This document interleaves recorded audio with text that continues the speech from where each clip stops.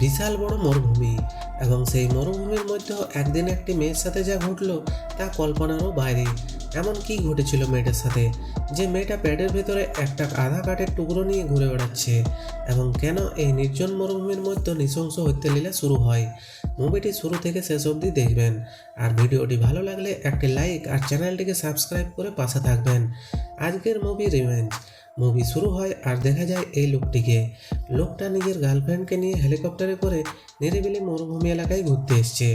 লোকটার নাম হলো রিচার্ড এবং তার গার্লফ্রেন্ডের নাম জেনিফার।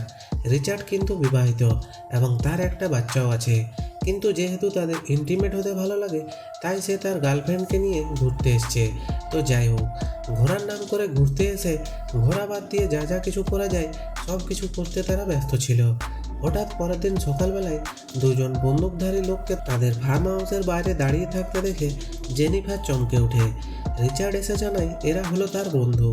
একজনের নাম কলাম্বে, আরেকজনের নাম ডিমিট্রি।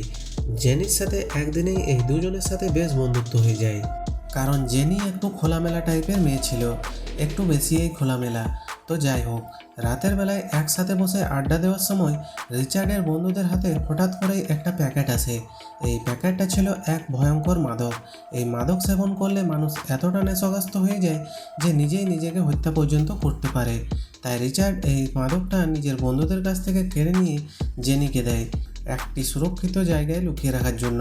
পরের দিন সকালবেলায় রিচার্ড সেখানে ছিল না, কোনো একটা কাজে গিয়েছিল। এই সময় কলম্বি জেনিকে শারীরিক সম্পর্ক করার জন্য বারবার বলতে থাকে। এমনকি জেনি যখন ঘরে পোশাক পরিবর্তন করছিল, কলম্বি সেখানেও তাকে একই প্রস্তাব দেয় এবং একসময় তার সঙ্গে জোর করে যৌন সম্পর্ক করার চেষ্টা করে। ঠিক সে সময় সেখানে ডেমিট্রি চলে আসে, তবে এইসব কিছু দেখেও সে ওই ঘর থেকে চলে যায়। ডেমিট্রিরও জেনির উপর কুনজর ছিল। এরপর বেশ অনেকটা সময় কেটে যায়। একসময় রিচার্ড ফিরে আসে এবং ফিরে আসার পর কলম্বি তাকে বলে জেনির একটু সমস্যা হয়ে গিয়েছে।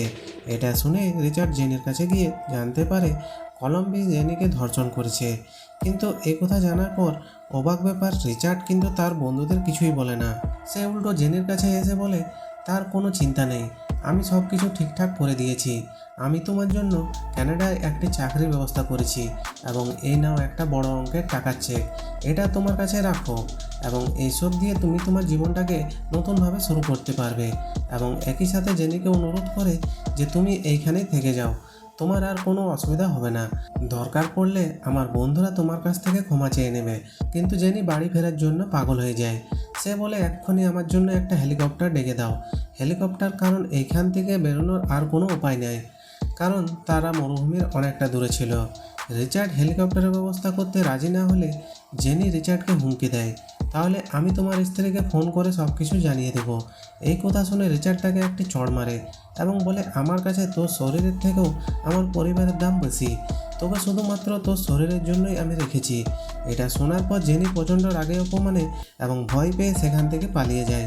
এটা দেখে রিচার্ড এবং তার দুই বন্ধু তার পেছনে দৌড়তে শুরু করে।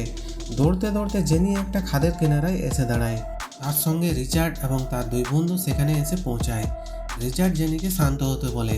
সে বলে তুমি শান্ত হও, আমি হেলিকপ্টার ডেকে নিয়ে আসছি। তুমি এমন কিছু করো না যেটা বিপদ ডেকে আনবে। সে বারবার জেনিকে বলতে থাকে আমি তোমার জন্য হেলিকপ্টার ডাকছি, চিন্তা নেই, তুমি এখান থেকে চলে যাবে। কিন্তু আসলে সে এরকম কিছুই করেনি। সে হঠাৎ করে জেনির সামনে আসে এবং এক ধাক্কায় জেনিকে উপরের খাদ থেকে নিচে ফেলে দেয়। খাদ থেকে পড়ায় একটা গাছের ডাল জেনির পেটের এপার ওপার হয়ে যায়। এরপর জেনি সেখানেই মারা গেছে ভেবে রিচার্ড এবং তার দুই বন্ধু সেখান থেকে চলে যায়। তারা প্রত্যেকে এমন স্বাভাবিক আচরণ করা শুরু করে যেন কিছুই হয়নি। তারা জেনিকে মৃতভাবে সব কিছু ভুলে যায়, কারণ এই ফাঁকা জায়গায় এই মরুভূমির এতটা গভীরে কেউ মারা গেলে সেটার খবর নিতে কেউই আসবে না। তাই তাদের ভয়ের কোনো কারণ নেই। তারা পশু শিকারের উদ্দেশ্যে যাবে বলে তৈরি হচ্ছিল।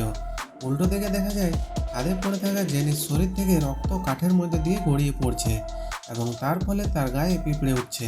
এই সময় কোনো একটা অলৌকিক ঘটনার মতো হঠাৎ করে জেনির শরীরটা নড়ে উঠল। দেখা যায় জেনি বেঁচে আছে। জেনি এদিক ওদিক তাকাতেই দেখে সামনে একটি লাইটার পড়ে আছে। কোনো রকমের যন্ত্রণায় কাতরাতে কাতরাতে সে লাইটারটা হাতে পেয়ে সেটার সাহায্য গাছের গুঁড়িতে আগুন লাগিয়ে দেয় এবং নিজের অপ্রাণ চেষ্টায় নড়ে চড়ে মাটিতে এসে পড়ে। আসলে জেনি গাছের ডালটায় আগুন লাগিয়ে নরম করে দিয়েছিল এবং এর ফলে সে নিচে পড়েছে। যদিও নিচে পড়ার পরও এই ভাঙা ডালটা তার পেটের মধ্যে আটকে আছে। এই সময় রিচার্ড ও তার বন্ধুরা গাড়ি নিয়ে সেই খাদের কাছে এসে পৌঁছায়। শিকারে যাওয়ার আগে তারা জেনির দেহটাকে শেষ করে দিতে চায়, কিন্তু তারা দেখে তার এই লাশটা সেখানে নেই। তারা অবাক হয়ে যায়, কেউ কি লাশটা নিয়ে গেল? এখান থেকে বেঁচে ফেরাটাও তো অসম্ভব। কি ঘটেছে তাহলে? তিনজন মিলে জেনিকে খুঁজতে বেরিয়ে পড়ে। এদিকে জেনি তখনও সেই খাদের নিচে লুকিয়ে বসে থাকে। জেনিকে খুঁজতে খুঁজতে দিন পেরিয়ে রাত হয়ে যায়। খাদের নিচে ঠিক যেখানে জেনির দেহটা পড়েছিল, ঠিক সেখানে এসে দেখে রাস্তার একদিকে রক্তের দাগ অনেক দূর পর্যন্ত চলে গেছে। তারা সেই রক্তের দাগকে অনুসরণ করে এগোতে শুরু করে। অনেকটা দূর গিয়ে তারা দেখে রক্তের দাগটা একটা জলাশয়ে গিয়ে মিশেছে। যেহেতু তারা জানে যে জেনি আহত এবং অনেকটাই আহত, তাই কত দূর বা যাবে তাকে ঠিক ধরে ফেলবো। এই জন্য তারা ঠিক করে যে একজন এইখানে থাকবে আর দুইজন এই জলাশয়ের দুদিকে জেনিকে খুঁজতে যাবে।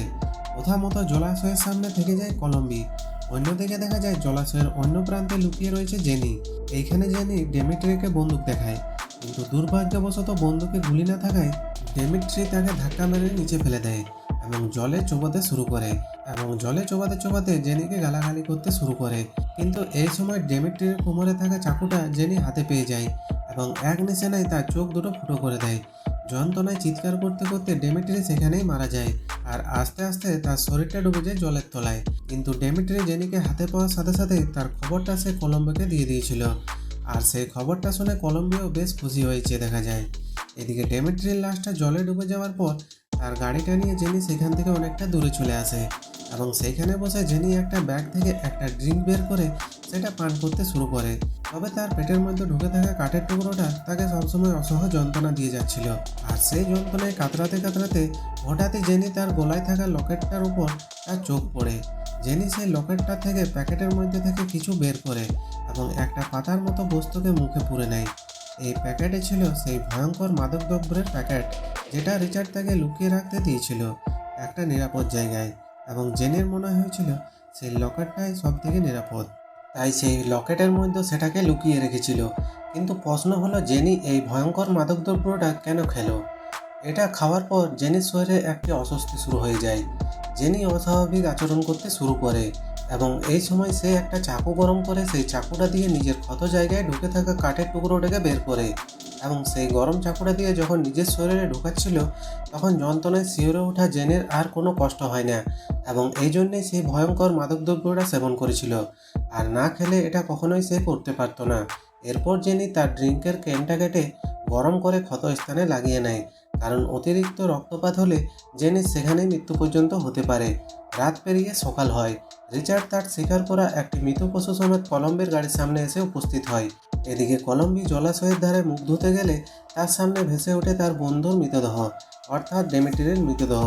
সারা রাত জলে ডুবে থাকার কারণে দেহটা ফুলে ফেপে এমন ভয়াবহ অবস্থা হয়ে গেছে, যেটা দেখে কলম্বি ভয়ে আতঙ্কে পাগলের মতো আচরণ করতে শুরু করেছে। কিন্তু রিচার্ড খুব শান্ত থাকে। ডেমিট্রির এই পরিণতি দেখেও সে কিছু না বলে কলম্বিকে নিয়ে তার দেহটা নদীতে ছুঁড়ে ফেলে চলে যায়।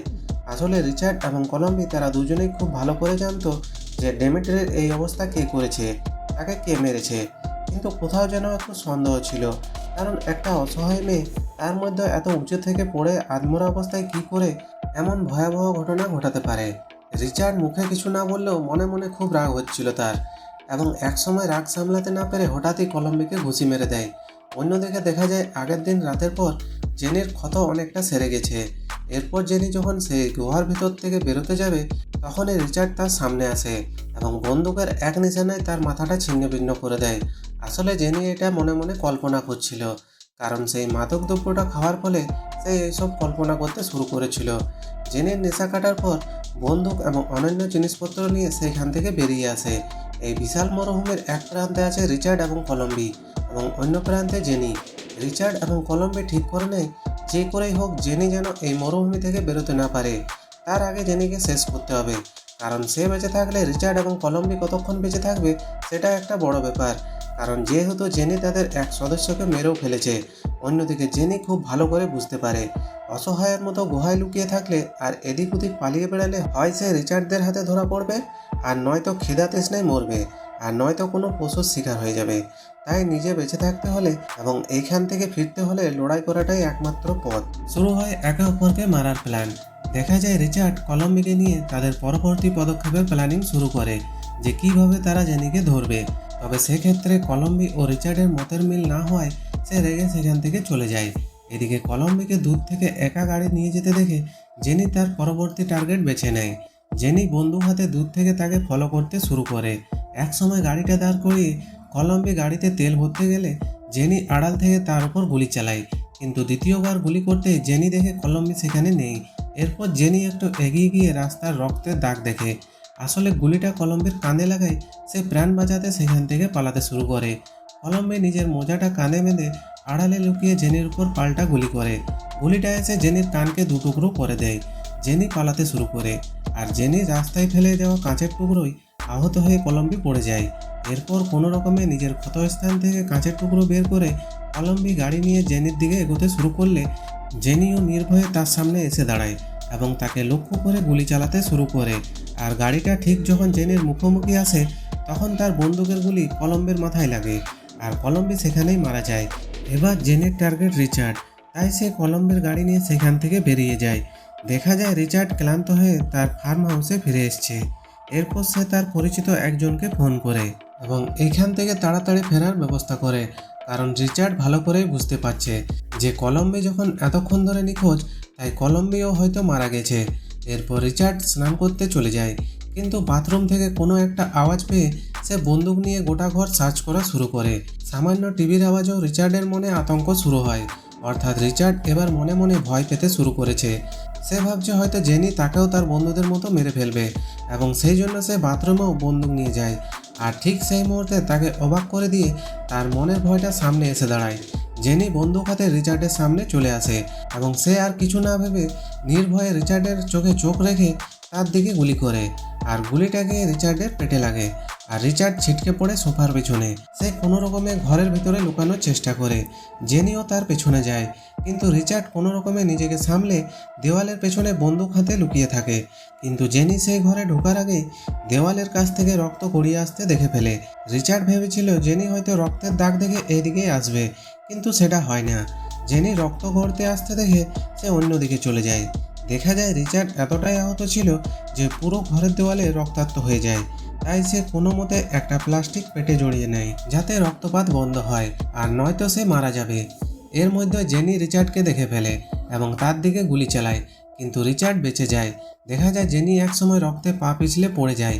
এই সুযোগে রিচার্ড তাকে বন্দুক দিয়ে মারে এবং জেনির গলা চেপে ধরে। এরপর সে শুধু জেনিকে নয়, পুরো নারী জাতিকে অপমান করে গালাগালি দিতে শুরু করে। এই সময় জেনি তার ক্ষতস্থানে আঘাত করে নিজেকে ছাড়িয়ে রিচার্ড কিছু করার আগে জেনি বন্দুক চালিয়ে রিচার্ডকে সেখানেই মেরে ফেলে। জেনিফার নিজের হাতে তার অপরাধীদের অন্যায় শাস্তি দেয়। যাকে সে এত বিশ্বাস করেছিল তাকে সে আজ নিজের হাতে শেষ করে দেয় এবং এই মুভিটা এখানেই শেষ হয়ে যায়। তো ভিডিওটা কেমন লাগলো কমেন্ট করে অবশ্যই জানাবেন, আর ভিডিওটা ভালো লাগলে অবশ্যই একটি লাইক আর বন্ধুদের সাথে শেয়ার করতে ভুলো না। আর এইরকম ভিডিও পেতে চ্যানেলটিকে অবশ্যই সাবস্ক্রাইব করে নোটিফিকেশন বেলটা অন করে নেবে। দেখা হচ্ছে পরের গল্পে।